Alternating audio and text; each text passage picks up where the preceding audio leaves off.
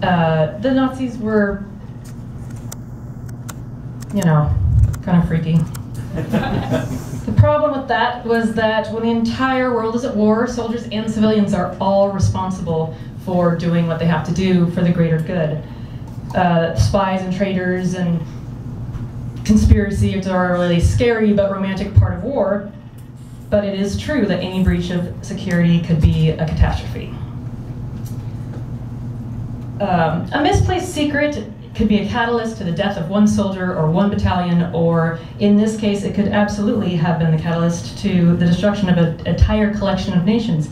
So you will see, when you're going through these old propaganda posters, especially here in America, there is one very popular theme, which is shut up. Shut the hell up. I mean, arguably the beguiling of Madhari is the reason that when we think about spies and traitors, or at least when these artists did, they were basically all ladies. I found like 40 of these, and they're all like, don't tell your girlfriend. So all the vagina blaming aside, it's loose lips really did sink ships. Because women are evil. And that's the end of my talk.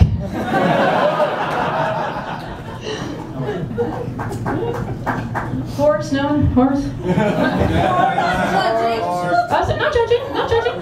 It's the oldest profession. It was not, however, loose lips that sank this ship. It was the Germans. It was a submarine, a U-331. It got in, there was a bunch of ships around, and it just got right in there into the water. Is it vessels? What's the difference between a ship and a vessel, Ryan? Vessel includes all inclusive. That's right. Oh, okay. It was accurate, not funny. Anyway, it was very close. They hit dead on. The magazines exploded at the same time. It blew up immediately. It was horrible and tragic. There was a reporter on another ship that managed to catch it on film.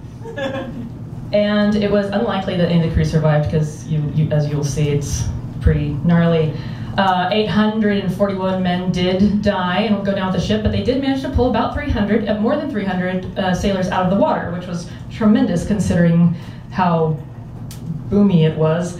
The submarine was ballsy. It was right in the middle of a bunch of shit. So they didn't take the time to either A, see if they sunk the ship, or B, let anyone know that they had been successful in hitting it. They just had to go down and get the hell out of there. I've done that. That's what she said.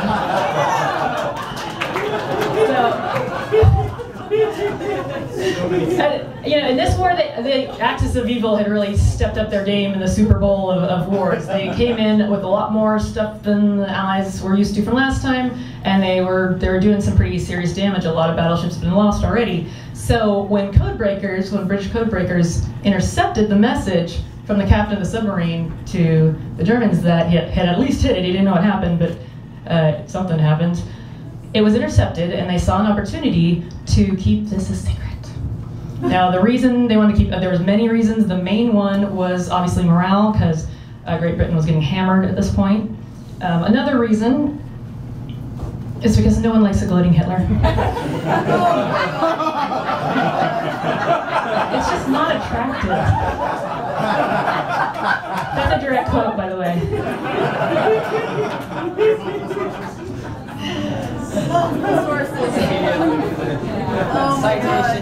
It was on Goodreads, so it must be true. So anyway, keeping the disaster quiet was going to be difficult because there were survivors. First of all, there's a bunch of witnesses. There was a videotape out there, but it was really important to do so. So they went through all the motions to, they sent letters to the families of the deceased to allow them to know that their soldiers were gone. But in that letter, it said, it's most essential that information from the event which led to the loss of your husband's life should not find its way to the enemy until such time as it is announced officially. Obviously, all the survivors were sworn to secrecy, and they went through a lot of motions to keep it on the down low, including this. They sent these out after the ship had sunk. Everything's cool. It's great here. Wish you were here. There's kitties. We're playing bocce ball. We'll write later. So before I go on, because I think, in case my notes are mixed up, because that could totally be the truth. Oh no, I put them in order. Look at that. Okay, so I'm going to teach you one more time about video. Video is amazing. However, before I talk about that, I want a quick aside.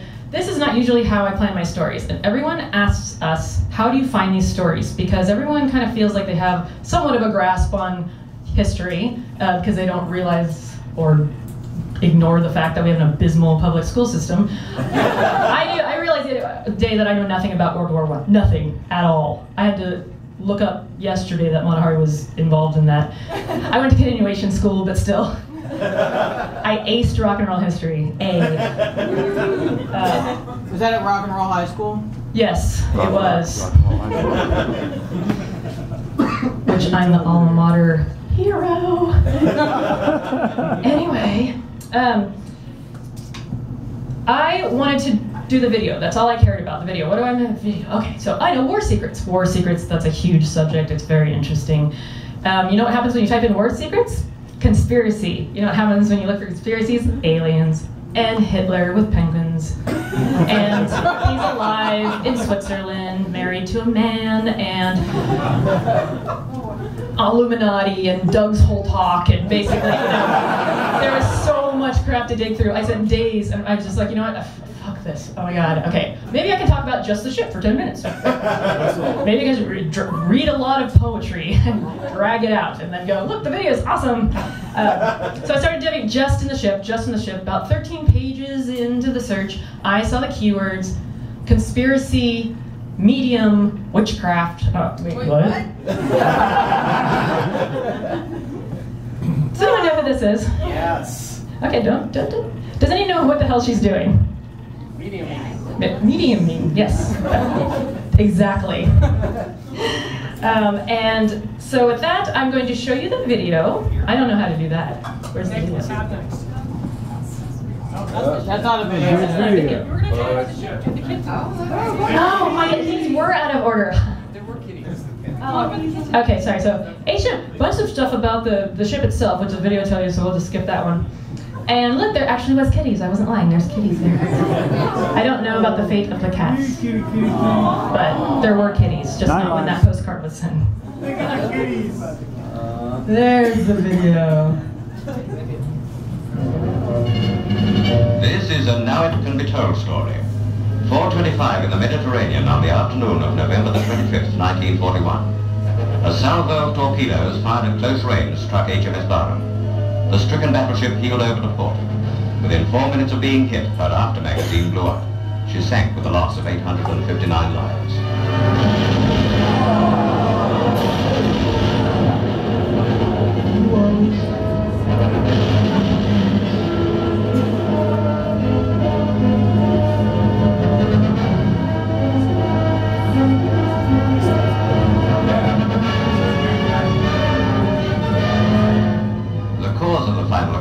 Has never been ascertained.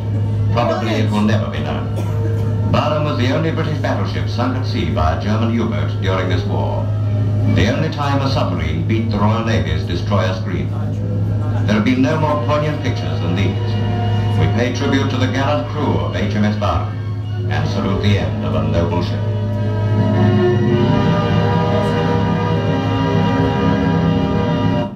Okay, right? I don't even want to admit how many times I watched that. Like right then, over and over again. And I swear to God there's going to be a way to get on the stage and go, did you see that shit? So anyway, 300 people survived that. Bananas. All right, let's get back to Helen, shall we? So Helen was a frumpy Scottish housewife who birthed 12 babies. 6 of them survived. She had to feed their gaping maws somehow, so she took up a hobby and became a, it's really hard to pronounce because it's not actually a real word. Spiritualist materialization medium. That's what she was. And she was arrested for it several times because it's basically a big fat hoax. So in the 30s, they would arrest people who were into this stuff for fraud and vagrancy. It was kind of a low, but pickpockety style charge. And she was arrested once and let go. The second time she was arrested, she was found guilty because her husband and her maid squealed and told the cops how they were helping her do it. And I don't know how many of you are familiar with the spiritualism age or the ectoplasm crap or, you know, this whole thing, but basically, I don't want to get into it too much because I feel there's a whole other talk in this all itself, so I don't want to blow over that. The bottom line is they swallow a bunch of cheesecloth. Oh wait, they take a photo of a magazine or a person, and they glue it on the cheesecloth, then they swallow it. Then they go into a trance, and then they regurgitate the cheesecloth. It's a very mysterious, disgusting, kind of lame phenomenon. So gross, right? Basically, people bought this and paid to go see it, and it would be loved ones. And the ghost is supposed to be able to get up into that fake body, and now it's there and can talk to them. And I think that the husband probably stood behind and was the voice, or I don't know. I could only look into it so much before that was another 5 years on the internet. So at the seance, there's a seance going on while the barn was underwater, yet still suppressed. No one knew about it, supposedly. And Helen Duncan summoned an ectoplasmic seaman. Or sailor, if you will. Who had a shocking announcement. I just want to say one.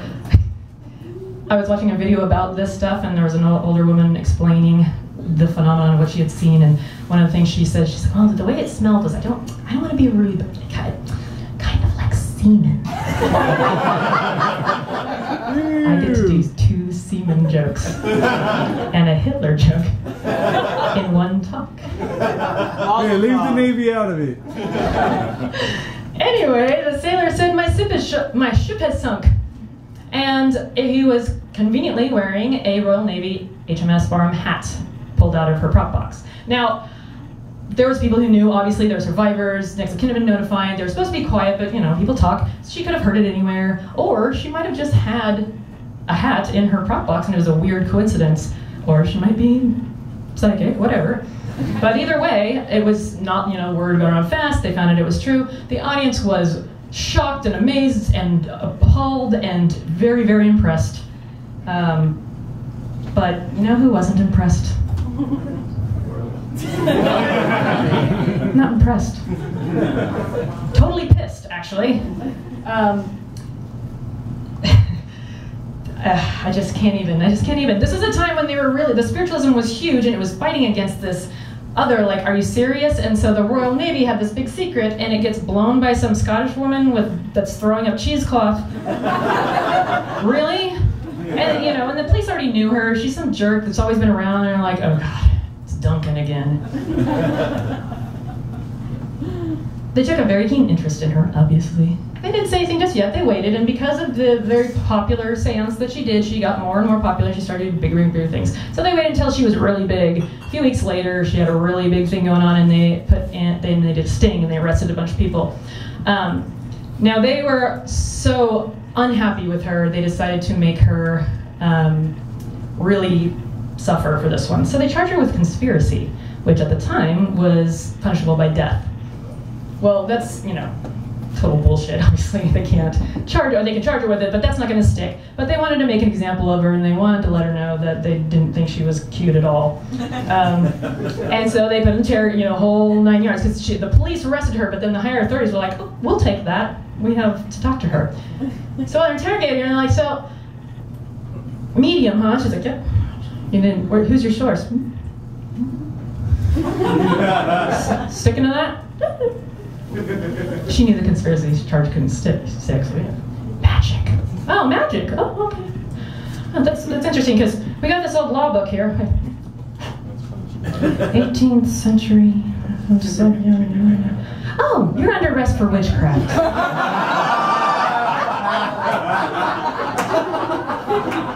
Bet you didn't see that coming.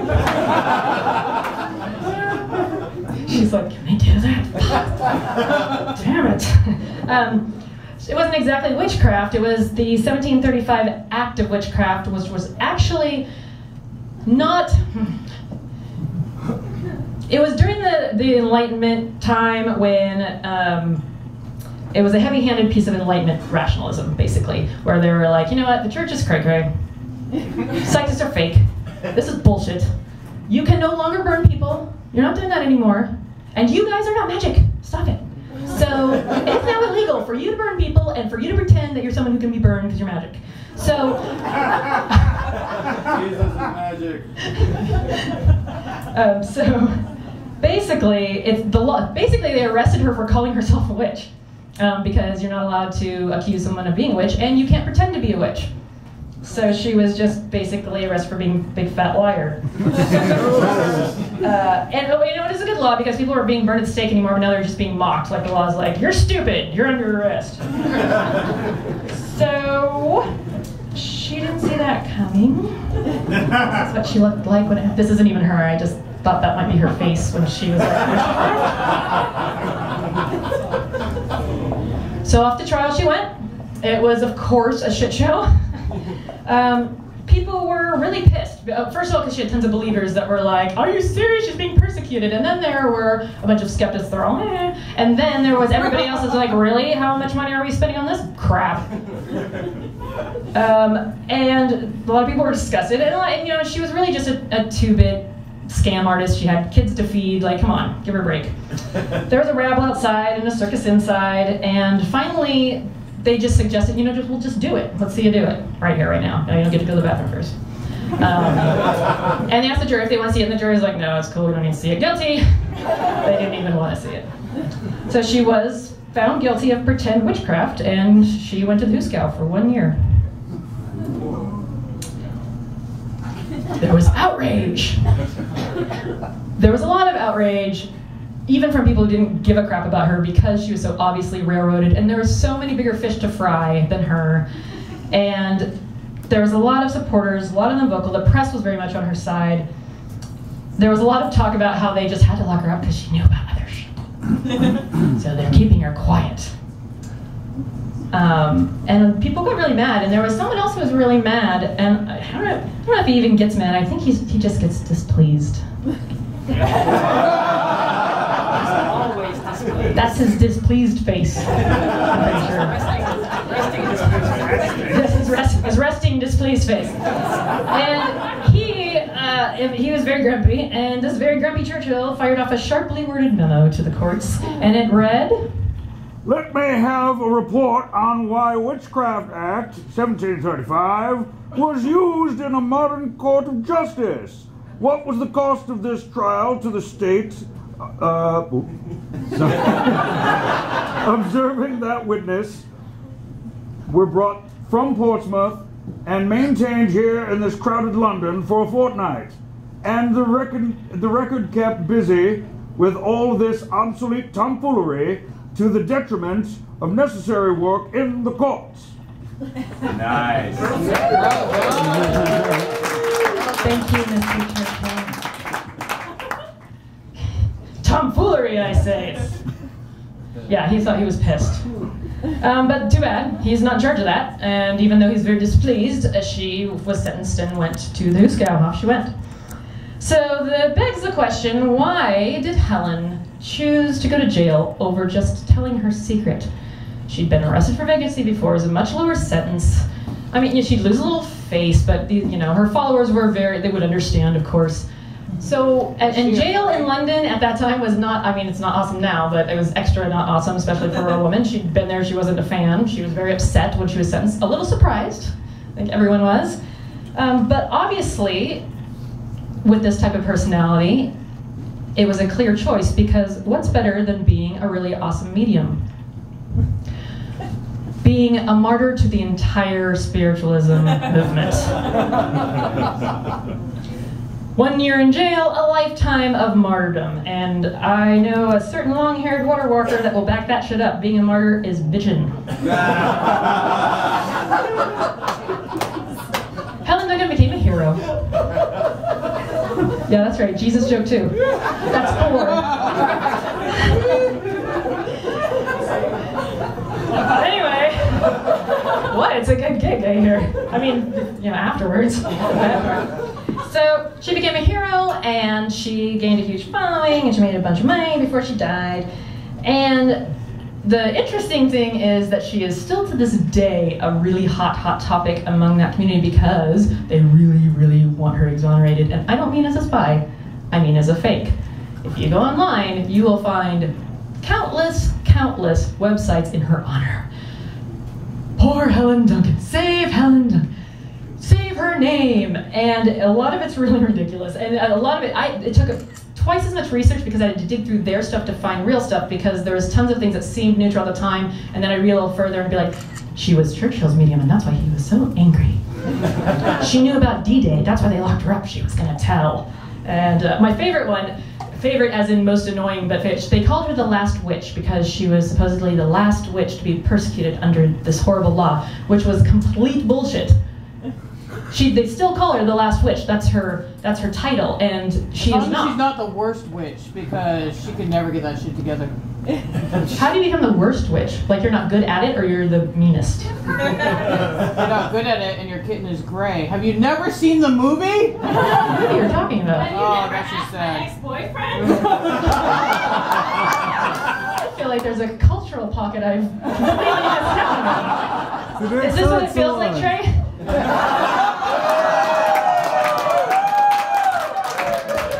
didn't watch a lot of TV as a kid, so she doesn't understand half of what I'm saying because I only speak in 80s commercial quotes.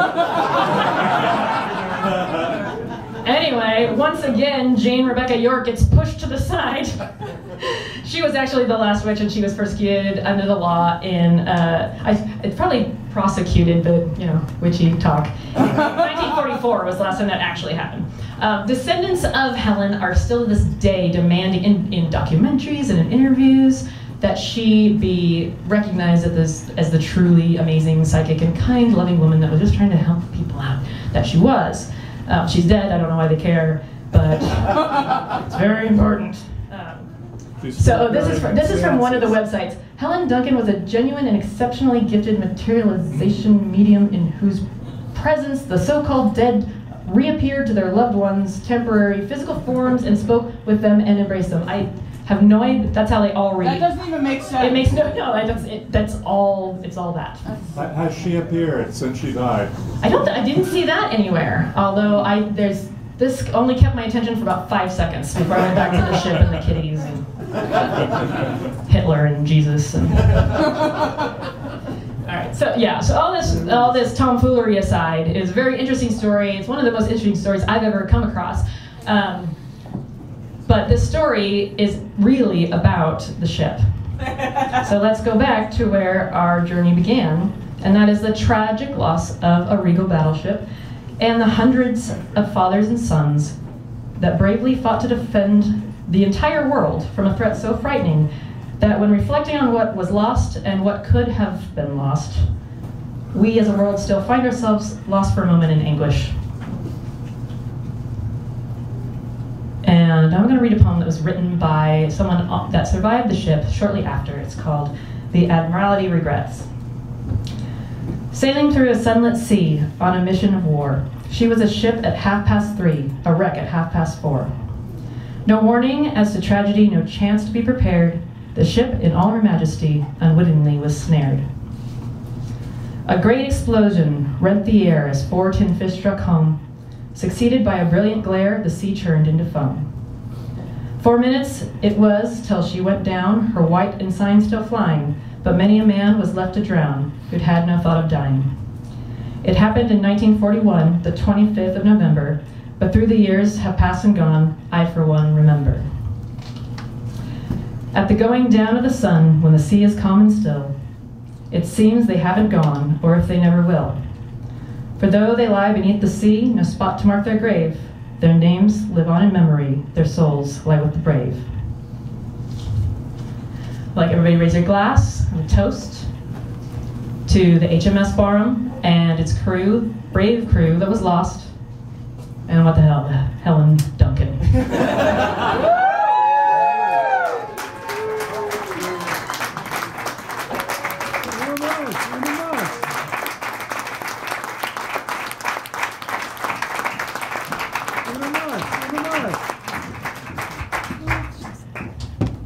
So on our subject of secret, I'm totally not reading this in Latin, but I wanted to close. There are so many quotes about secrets that are so trite.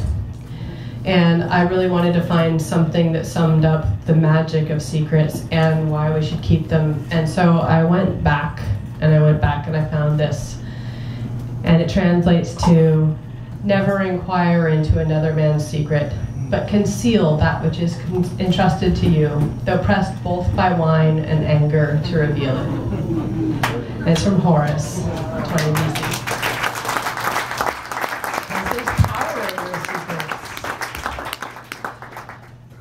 So that's what we have for tonight. I want to thank all of you for coming. The next one's up. I suggest you buy advance tickets because we're going to need a bigger venue soon. But I'm really excited about the next one. And Chris, where are you? Chris, get up here. 45 seconds. Sell everyone on why Evolve is going to be amazing. Doctor. Hi, I'm Dr. Chris. Not to be confused with working on a Dr. Chris and, is Chris Reeves a doctor? I don't know. Anyway, there's 3 different Chris's and Danielle presenting next time. We're going to be talking about evolution. Evolution has become kind of a cultural shouting match, which conceals often the fact that it's fucking awesome. I, for example, will be talking about how bats live a long-ass time because they have to fly around places, and also how they have fellatio because they bang all the time. Chris Reeves will be talking about sexual selection in a more general sense, and Chris Venture will be talking about all those weird evolutionary fuck-ups that you kind of look at in National Geographic and you're like, really? Really? And Danielle's going to be dressed as a naked mole rat. And if that isn't enough to get you out, we're going to have to start taking off clothing. I'm